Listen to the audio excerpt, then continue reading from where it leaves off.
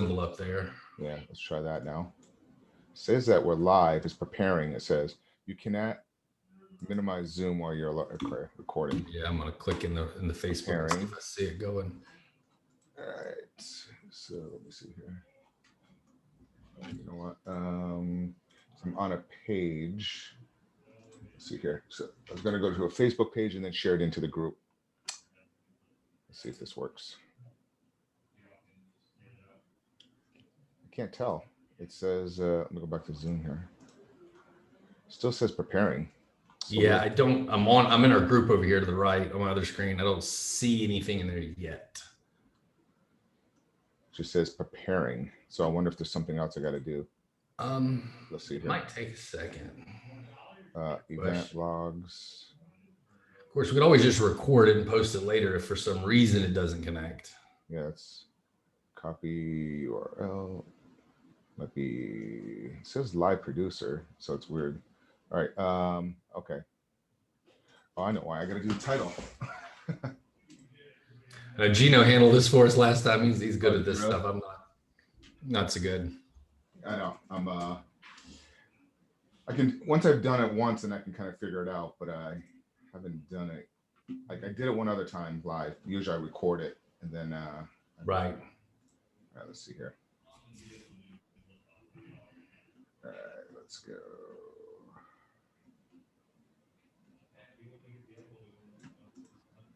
Okay, I'm on. Okay, let's see here. All right, I got the title. See if that works. All right, let's do more pages. Scribe. I gotta do a description. Fun.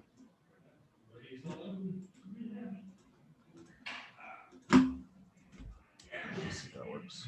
All right, it says we might be going now, so give me one second. Yes, now it's recording live on Facebook. I see that over here. Oh, you do see it now? It says in my meeting is now streaming live on Facebook. So I believe we are live on Facebook for everybody who might be listening in at the moment. But I'm trying to figure out how to get it to the page. I think it's on, so you see it over there. I'm still trying to figure it out. Hey, Facebook people. So it's beautiful weather where you are right now, huh, Bill? I'm trying to. It is, yeah. It is. But I don't see it in the group, do you? It's recording somewhere. Let's see here. I wonder if I have to go to live. So it's kind of, so I'm doing it on the page, and then on the page I was going to share it, but maybe I have to, because it has different places in Facebook where you share it, and then from there, I mean, where you go live and then you share it, if that makes sense. Gotcha. So I just don't know where it's going live right now. We're live somewhere. Let me refresh this page. Yeah, I've refreshed our Facebook group. We're not in there. No, I thought I was. Okay, I see where we are now. Okay. All right, now I can share it. So copy, share, more options. Share to a page. Okay. I think we're live in our group now. I'm gonna share one more place. Share my Facebook page as well. Sorry for the delay, but no, yeah, I'm fine, no problem with me. Yeah, we should be good to go now. Oops. All right, so sorry about that. No problem. Cool. Yeah, so we're finally live and we're good, and now we're just gonna sit here and interview Bill. So Bill, tell us a little bit about yourself. You know, where you're from and how you got into real estate, if you don't mind. Yeah, absolutely. So Bill Hamm, and I've been in real estate a little over 15 years now. Started in 2005, so we're coming up on almost 16 years now. Maybe starting to feel my age.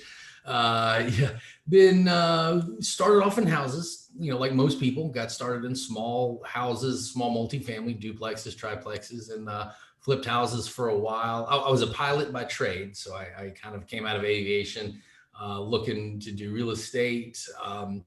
Started small and then started slowly growing my portfolio up more. And the first 402 units that I did out of my a little over 1,000 unit portfolio were all done with creative financing. So that's sort of my creative financing claim to fame. I completed 402 units without using traditional debt. What I was able to do is all the other methods. So lease options, seller financing, lines of credit, credit cards, debt partners, you name it. I was out there getting it done and just making it up. And I stayed at it. And over the years, slowly got in out of single family into multifamily, and then started moving into larger commercial multifamily assets. Very nice. Very nice. What market did you start in? I started in Macon, Georgia, and I am now in Atlanta, Georgia. Macon is about an hour and a half south of Atlanta, so middle Georgia. Okay. And that you're from the Georgia area? Correct. Yeah, I'm from the Georgia area originally, and been doing business in the Southeast mostly. That's pretty much my predominant market, is the Southeastern markets. Oh, very nice. Very nice. So tell us a little bit about your book. Like, how did you get the idea to put the book together? And like, give me a little background on that. Yeah, well, the book is Creative Cash, and it's available on Amazon. But where it was I went through the last recession in '08, and I learned a lot about getting deals done by creating value for sellers, which was convenient because I didn't actually have any money. So if you don't have any money and you're trying to get into real estate, you might want to pay attention. So I had nothing getting started, no experience, no cash, no credibility, no credit. And what I had to do to establish myself in the business was to make offers that sellers found valuable. Well, the key there is creating value, but the catch was they had to have a problem. So if a seller didn't have any problem or weren't really motivated in some manner, it probably wasn't really a fit. So I did a lot of distressed assets. I did a lot of deals that were distressed in some manner, or at least the seller was distressed in some manner. And I created offers that created value. The reason I'm bringing this material back out now is because I believe this is going to be very prevalent over the next several years going forward in the market cycles. Creative financing has not been something that worked all that well over the last couple of years. Yes, you can do creative financing through any market cycle, but really when the markets are hot and they're just going up and up, sellers can typically solve their problems with just a sale. Well, what we're going to see, and what I remember from the last market cycle, is lenders start pulling back in a down cycle. Well, they actually create the down cycle by withdrawing available funds. And that's where sellers of distressed assets will find themselves in trouble. Mm-hmm. That's where you start using creative financing. So that's why I brought the book out now, is because I believe it's something that's going to be very useful going forward in the next couple of years. Right. I know a lot of people are kind of panicking with the economy coming up, and they think there's a bubble. I mean, as an investor, I mean, that's the best opportunities. That's where you find the deep discounts, and that's where you can get into deals pretty much with $0 going into those, especially if you, like you said, if you resolve the seller's issues and try to go deep and try to find out what's going on that stuff. So that's amazing. So yeah, that's key with creative financing, create value. Yeah, absolutely. How long did it take you to put the whole book together? 10 years. Well, from experience to writing the book, 10 years. No, writing the book, maybe a little less than a year or so. And that's not bad. That's not bad. So you see it as well, the correction coming here eventually. Yes. Yeah, I do too. When are you thinking that we're going to see that correction? 6 months to a year. 6 months. That's kind of, I'm looking around that range. Yeah. I'm thinking the fourth quarter to the first quarter. It's kind of, you got all these, what is it, like 24 million homes sitting, waiting to be foreclosed on. That's not in the inventory. And that's kind of what's causing the boom right now, because there's no inventory. Once you put those back into the system, you'll start to see things settle at that point. That's kind of the same thing on that. When more the multifamily side, what I'm seeing is twofold. One, people have gotten a little aggressive in their underwriting. And so I think that is not going to play well in the long term for the market. And then something else that I like to discuss, and I've kind of talked about in the book, is what I call the CapEx tsunami, or the capital expense tsunami. A lot of our what is called organic affordable housing, meaning assets that have become affordable due to age. They weren't built to be affordable. They just become affordable. are really starting to reach a physical obsolescence. The apartment complexes that were built in the sort of the 60s and the 70s, pine frame construction, those buildings are getting pretty old, and they're starting to have a lot of issues as far as plumbing, wood rot, mold, roofs, things like that. And I think that is a reckoning that is going to come due in the next. Now, that's going to take a couple of years, but I believe that's going to be really prevalent over the next few years as these assets start to age.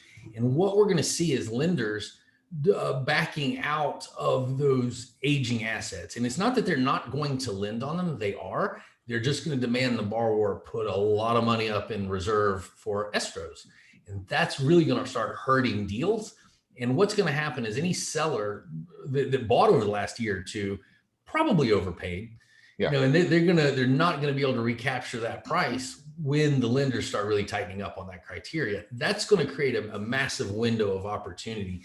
And it's those of us who have those creative financing skills are going to be the ones to go in and solve problems and create value in that market. Yeah.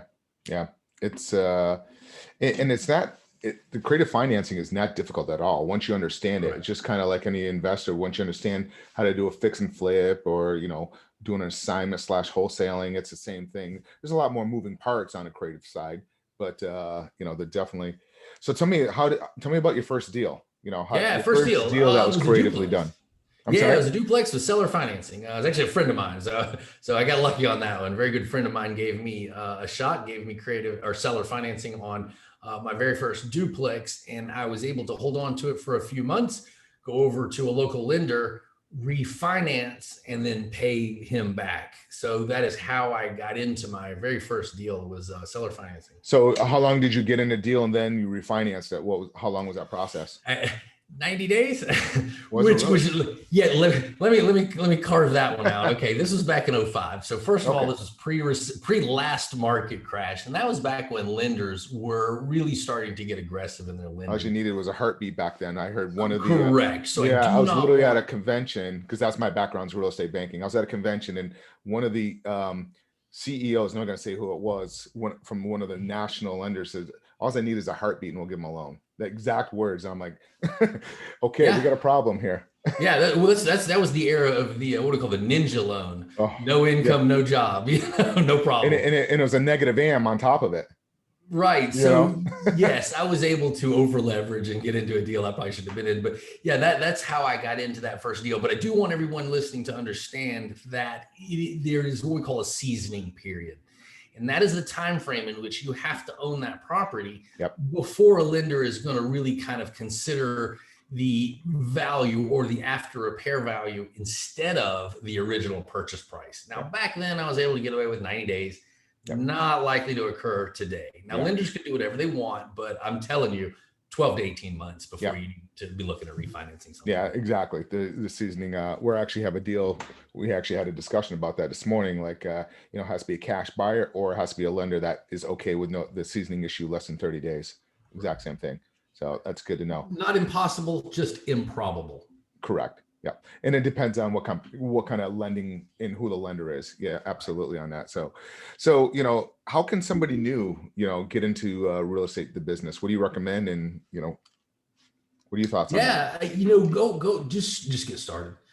Education is the first step, so if you're listening to this, you've already taken the first step. I applaud that, and definitely spend your time going out there and getting an education. Number one, don't have a negative opinion about paying for the proper education. I want to kind of underline proper there. There are a lot of teachers out there that you probably shouldn't give money to, so definitely do your homework on any kind of teacher or educator before you sign up with a program. But I see a lot of times people sort of have a negative opinion about paying for an education.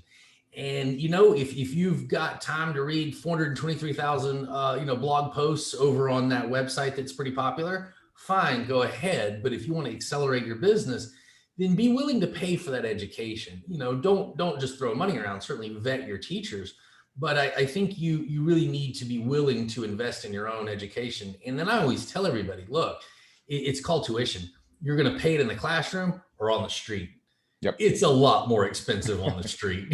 Try and get some education in the classroom. But that's what I say, get your education. and then just be willing to go out there and get started.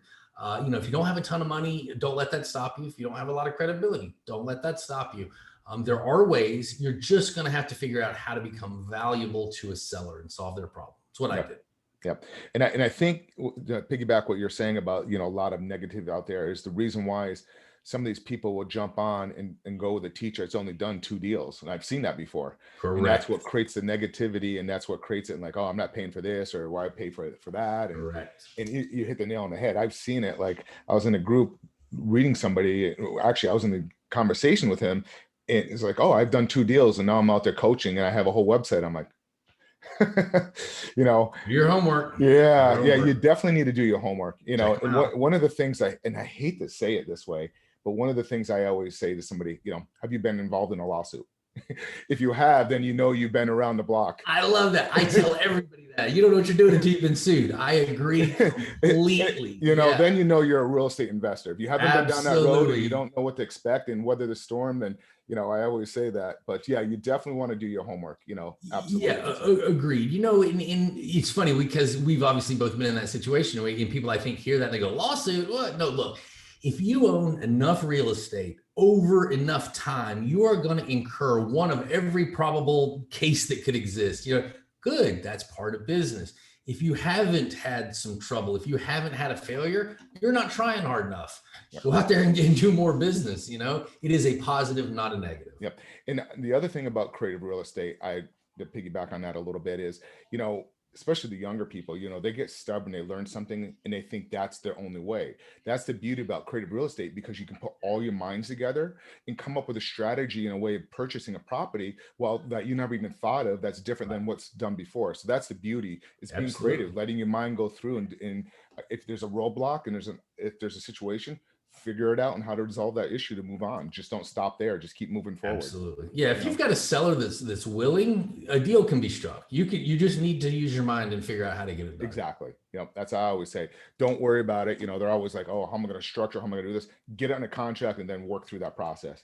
Exactly. I agree. What is the number one way somebody can be successful in real estate?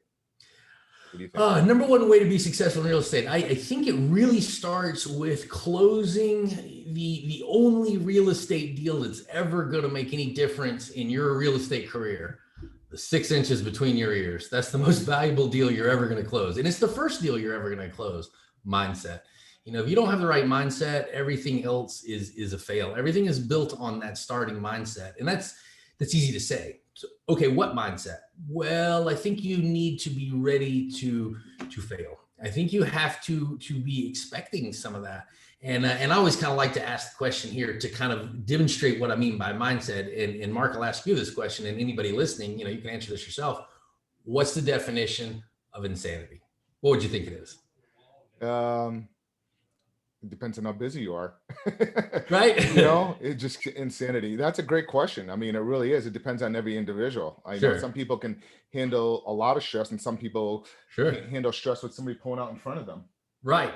So the average answer is doing the same thing over and over and expecting a different result. That's when I say, what is the definition of insanity? 99.9% of the time, that's what the person says. They say, oh, it's doing the same thing over and over, expecting a different result. No, it's not.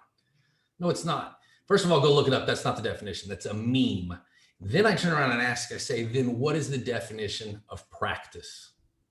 Doing the same thing over and over and expecting it. It's doing the same thing over and over, but demanding a different result. So practicing is not insane. And we understand practicing as getting it wrong until we finally learn to get it right. And I need everybody listening to understand that business and real estate and everything else takes practice. And practice means you're going to make some mistakes. It means you're going to fail a few times. That's okay. Just don't stop. So it's all about mindset. And the mindset is understanding failure and understanding practice and having the bravery and the toughness to go out there and experience that. It's good for you. It's tough, but I think if you're afraid of failure, you've already failed. Yeah. Yeah, I totally agree with you on that one. Yeah, if you're not failing, you're not learning. Perfect. Exactly. That's the bottom line. You have to fail, otherwise you're not going to go forward. So in your book, let's go back to your book for a second. What do you think in there? Like, give me a golden nugget, like a something in there that pops out? What's the number one thing that kind of comes to your mind? SPY technique. That's one of my favorite parts of the book. What is it called? The SPY technique. Okay, go into detail on that. Talk about that a little bit. Yeah, seller property U. It's an acronym. SPY, SPY. And so what seller property U means is that is the way that you need to analyze deals. First of all, a good deal is 90% seller, 10% real estate. So you've got to really focus on the seller. And this is why I think most people fail at creative financing, is because they analyze a deal in the reverse. They say, what's good for me? Okay, what do I need to do with the property? Oh yeah, there's a seller involved. I guess I better figure out what the seller wants. There's the mistake. So follow the SPY technique. Start analyzing the deal by deciding, what does the seller want? What can I do for the seller? What value can I create for the seller? What problems does this seller have? And how does my offer solve the seller's problems? Next, we look at the property and we say, okay, now what does this property need? Maybe it's in disrepair, maybe it's occupancy, who knows what the case is. Your offer then needs to allow you to go in and take care of the property. Lastly, you think of yourself and what you need, and does this work for you? That's how you will get 10 times more creative financing deals accepted and offers accepted if you'll follow that SPY technique, seller property U. No, I like that. That's very good. So do you talk, do you go in detail about talking with sellers and kind of going in there? Yeah. Cause that's Yeah. Whole chapter on why would a seller do this? Yeah. Why would a seller accept creative financing? Yep. And you go into it, like how to ask what questions, to pull all the information out, and the psychological and all that. Okay, perfect. Yeah. How to vet a seller, how to find out what their true motivation is. I found that a lot of times you have to ask somebody about 3 times to get a straight answer or to get the real answer. But it's at the same time, it's the old 2 ears and 1 mouth routine. Listen to your seller. People will tell you what their problems are. People will tell you where their pain points are. You just have to listen. And so when someone's telling you, that they have some kind of issue, burned out landlord, my favorite. I'm just tired of tenants, toilets, and trash. I don't want to deal with real estate anymore. I want to go to the beach, live at the beach. It has nothing to do with real estate. And as a matter of fact, it has nothing to do with the seller getting paid a lot of money. You'd be amazed how many deals have nothing to do with that seller cashing a check. They just don't know any other way to solve their problem than getting rid of the asset. Well, that's what my book shows you how to do, is to go in and create this value without necessarily cash being that full motivation, which is convenient if you don't have any money. But that's basically what you need to look at is again, it's always going to be about creating value. Yep. It's the number one thing, is just kind of figuring it out and solving the problem, and then what do you think, who's a seller, who's the one that you'll just kind of move on quickly because it's going to be wasting your time? Overpriced. Creative financing does not solve overpaying for real estate. That's the number one thing it does not solve. If a property is just overpriced and there's no other problem, you need to move away from that asset, because creative financing is not a justification for overpaying. Creative financing does not solve all problems. It solves the right problems, and just overpaying for an asset because you can't find something else or you haven't looked at enough deals is not an excuse to go get into a deal that you shouldn't be in. So I would say overpriced is the biggest one. Got it. What do you think that you've done creatively on the most unit doors that you've purchased a property doing creative financing, and the most the number? Yeah, 152 top ones, 152 unit seller financing, and 108 unit master lease option. Those are the 2 largest that I've done. Wow. With a base structure of some sort of creative financing. I've had seller carrybacks and things like that in small amounts on larger properties. But where the bulk of the financing came in, those are the 2 largest that I've done. Nice. Seller financing 152 and master lease on 108. Right. Now, talk a little bit, a lot of people probably just heard of the first time, whatever, a master lease, or what is that? The master lease option. Yeah. Seller financing is what it sounds like, right? The seller's going to act as the bank. That's pretty straightforward. Master lease option is number one, it's the exact same thing in single family as a lease option. Same thing. We just use this term master when we're talking about multiple units. So if you've heard of a lease option, it's the same thing. Yep. It's a rent to own. So, it's probably easier explained in an example. So I would say, like, Mark, if you had a property and you wanted to get rid of it, but for some reason we really couldn't get financing lined up on this deal, it's distressed, whatever, I would come to you and I'd say, okay, let's you and I create an agreement. My master lease is going to allow me to rent your property. All right. But you and I, through the option to purchase, are going to agree on a price today based on the property's value today. Now, what I'm doing is I'm renting your property with the right to buy it someday in the future at a price that we set today. Why would I want to do that? Well, because hopefully under the lease, I'm going to bring up the operations, whatever it was that you couldn't accomplish, whatever distress you allowed to occur. I'm going to, remedy that, bring the value up. And so again, if you and I decide this property is worth $1 million, through my master lease option, perhaps I make the property worth $2 million. Well, now at the end of that time frame, I have the right to buy your $2 million property for $1 million. I can choose to purchase it. I can choose to walk away from it, or I can even sell that contract to a third person. So this is in my opinion, a much, much more professional way to wholesale real estate. Yep. No, I love the lease option, especially, if a seller wants his cash out, you're paying almost at 100% value. And if he wants his cash less than 5 years, I prefer doing lease options because you can give the property back if the market corrects. Instead of coming to the table with money as owner financing, you can just technically don't have to exercise your option. Absolutely. That's kind of one of the reasons why I prefer lease options on some of those. But otherwise, I try to do everything like owner financing all day long. Agreed. On that one. Seller financing, owner financing is a more stable position to be in. Yes. It is. Yep. Perfect. So how can people find the book? Yeah, it's on Amazon. It's a Creative Cash. It's on Amazon, Kindle, and Audible. And if you want to reach out to me personally, it's bill@gobroadwell.com. It's Broadwell, BROADWELL. Great. Yeah, bill@gobroadwell.com. Yep. And I'll also post it in the link underneath of Absolutely. this video as well for everybody in the group. Do you have anything else to say, Bill? I really appreciate it. Yeah, no, that's excellent. I do have another I have two websites if anybody's interested. So if you're looking to invest with me and my partners, I would go over to broadwellpropertygroup.com. We have a little slot for investors. Go in there, fill out your information, and we will be in touch with you directly. If you're looking for more information on creative financing, I have a masterclass that you can download, and that's actually at creativeapartmentdeals.com. You can go in there, and we have about a 10-hour masterclass you can download off that site. Nice. Do you do one-on-one coaching as well? I do, and that is I do, but that's not on my own. I do that with Jake and Gino. So if anybody's familiar with Jake and Gino, wheelbarrowprofits.com. I am their head coach. I help them build out their coaching program. Love those guys, love working with them. But yes, anybody interested in coaching, please reach out to Jake and Gino, jakeandgino.com. Okay. Well, Bill, I really appreciate your time. We'll post the link down below. And if anybody wants to reach out to you, they can just definitely reach out to you. Cool. And thanks for inviting me to your group. And I will be posting some more information in your creative real estate investing group. Definitely. All right, Bill. Thank you so much. Take care. Thanks. Okay. Cool.